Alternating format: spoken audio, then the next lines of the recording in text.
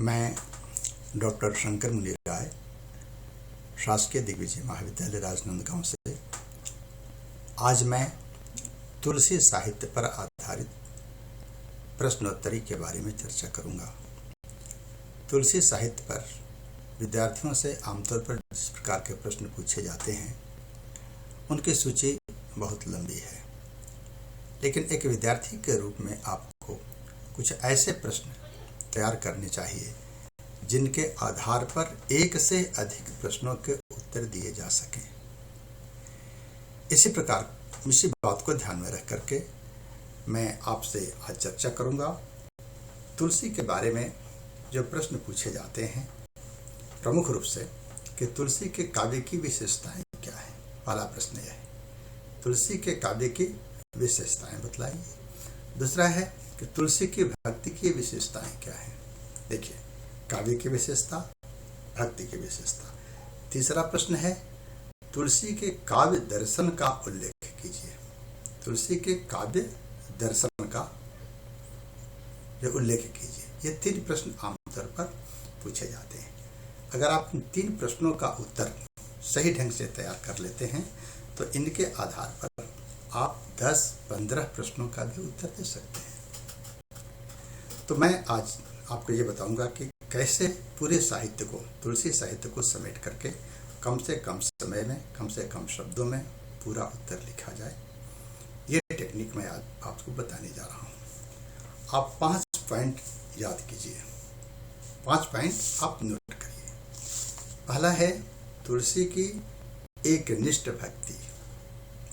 पहला बिंदु है तुलसी की जो भक्ति है एक निष्ठ है। यही उनके काव्य की विशेषता भी है और यही उनके काव्य का दर्शन भी है। दूसरा है समन्वय भक्ति। तुलसी की समन्वय भक्ति अथवा समन्वय दर्शन, ये उनके काव्य की विशेषता भी है और उनकी भक्ति की भी विशेषता है। तीसरा है लोकवादी दर्शन। तुलसी का लोकवादी दर्शन। चौथा है नर और नारायण के प्रति तुलसी का दृष्टिकोण। और 5वां है उनकी दास्य भक्ति। इन 5 बिंदुओं को याद रखिए। इन्हीं 5 बिंदुओं के आधार पर आप तुलसी के से संबंधित विभिन्न प्रकार के प्रश्नों का उत्तर तैयार कर सकते हैं। तो पहला पॉइंट है तुलसी की भक्ति कैसी है, एकनिष्ठ है। दूसरा जो है समन्वयवादी है। तीसरा लोकवादी है या लोक दर्शन पर आधारित है। चौथा है नर और नारायण पर आधारित है। और 5वां है उनकी दास्य भक्ति है। आप इन 5 बिंदुओं को अब किस प्रकार से विस्तारित करेंगे।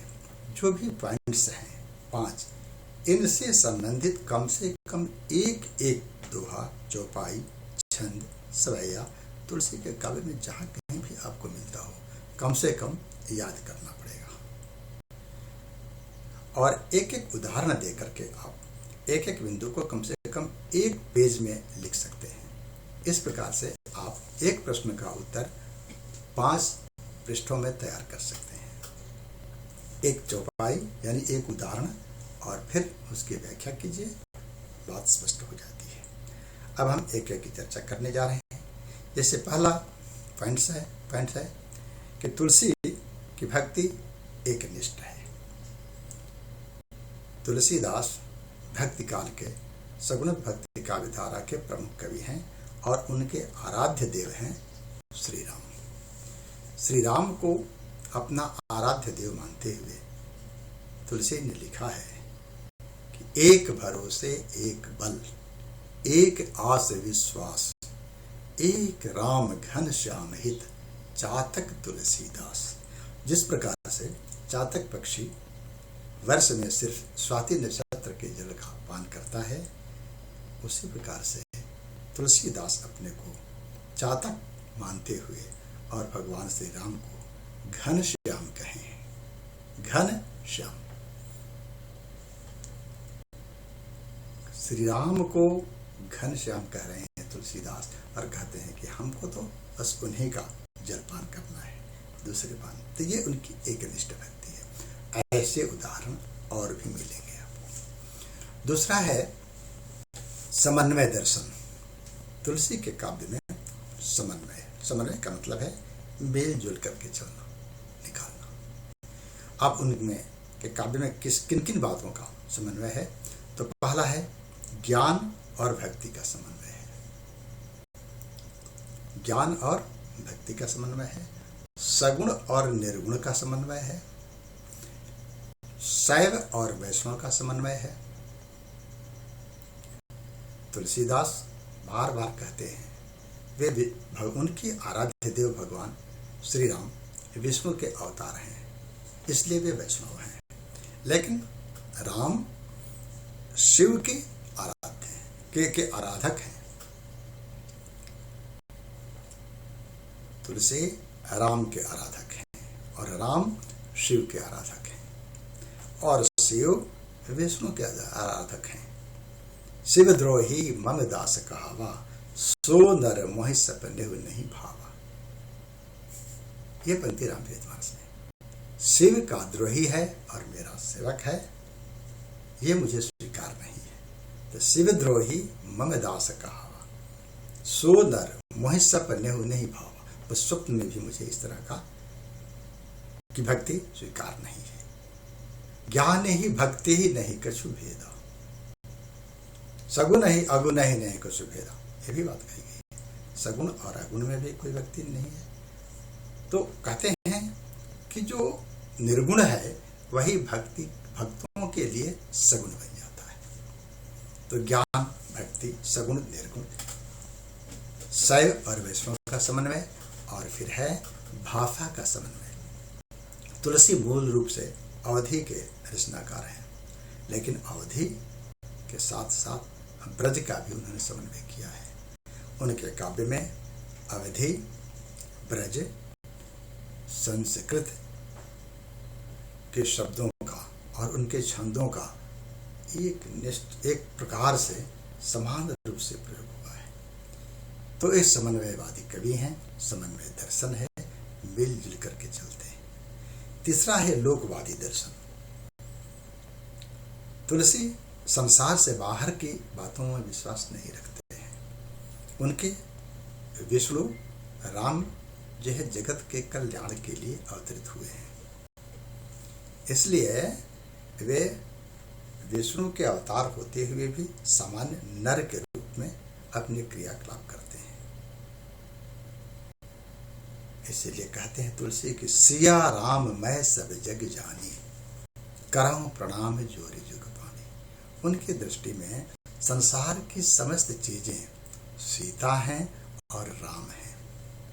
जड़ चेतन गुण दोष मैं सकल राम में जान। जड़ हो या चेतन हो, सब में राम है और सीता है। तो यह जो है इनका लोकवादी दर्शन, संसार की कोई भी चीज उनसे विलग नहीं है। चौथा है नर और नारायण। उनके आराध्य देव भगवान श्री राम विष्णु के अवतार हैं, लेकिन अवतार विष्णु के अवतार होते हुए नर हैं। और रामचरितमानस में खासकर कई प्रसंगों में इस बात का उल्लेख किया गया है कि किस प्रकार से राम विष्णु होते हुए नर का होने का नाटक कर रहे हैं। जा सुनाम सुमिरत एक बारा, उतर ही नर भव सिंधु अपारा। स्वयं कृपाल के वट ही निहोरा।